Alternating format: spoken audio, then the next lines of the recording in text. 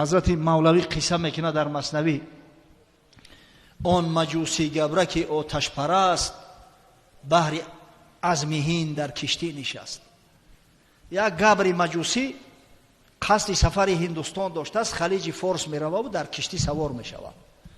باد شرطه کرد گم راهی رشید، باد کشتی غرق کن اندر رسید.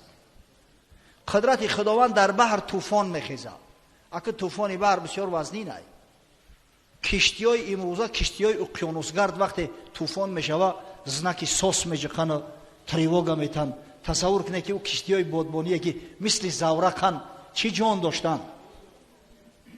کشتی غرق شد. گبر در آب افتاد دست پا، چون وزخ میزد ولی دور از نجات. گبر در درون آب غلطیده است، قلوچک میکشه. آخی در او بحری پرتلاطم قلوچک ای جا به دردی تو میخوره. ناله میزد سوخته، ای نار نار الغیاس زینهار. گریه و ناله داره، ای آتش مقدس.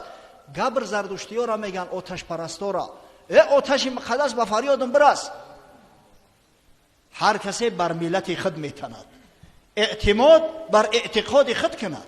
و یک عمر پیش آتش در عبادت کرده است، در حالت تنگی اما آتش به زبانش اومده است. میزدی فریاد، ای ناری سنی، قبله مقصود معبود منی. چند سالت کرده ام من بندگی، از تو دارم مردگی و زندگی. زام پرستیدم تو را اندر زمان، تا چنین روز رسی فریادی من. آخی من تو را برای آن عبادت کردم، برای آن در تو پول خرج کردم، قربانی ها کردم که همین روز دست نبگیری. غیر تو پشت پناه هم نیست کس، غرق آبم آتش و فریاد رست. اگه غیر تو دیگه دستگیری ندارم به دادم برست. از قضا ملاح مردی پخته، مانده بود نزدیکی او بر تخته. قدرت خدای تعالی در همون کشتی یک ملاح یا مریک بود است مسلمان. او در آب غلطیده است، همین یک پاره شکستگی تخته کشتی در سوار شده است، در بالای موجات جانش در کف دست شد. خنده اش آمد از آن آتش پرست. وقتی که پای را دید که در بین آب یا آتش میگه به فریادم برست، خندش گرفت. نمی جان خودش در کف دست خندش گرفت. خنده اش آمد از این آتش پرست.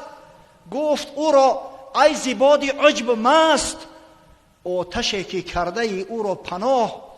عبد اوی و از او زینهار خواه، او همر چون تو در این شش در بدی، حالی او از حالی تو بدتر بدی. ناشکری چه و گفت که او علاوه که تو از او کمک میخواهی، اگر در جای تو میشید حالش حالی تو بدتر میشید. اگه جو تو را دستگیری میکنه.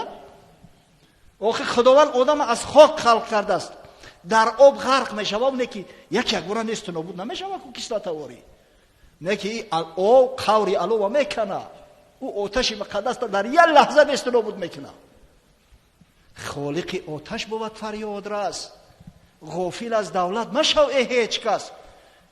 یگانه ذاتی که به فریادت میرسه در این بحر پرتلاطم الله ذوالجلاله که خالق ای آب و آتش است.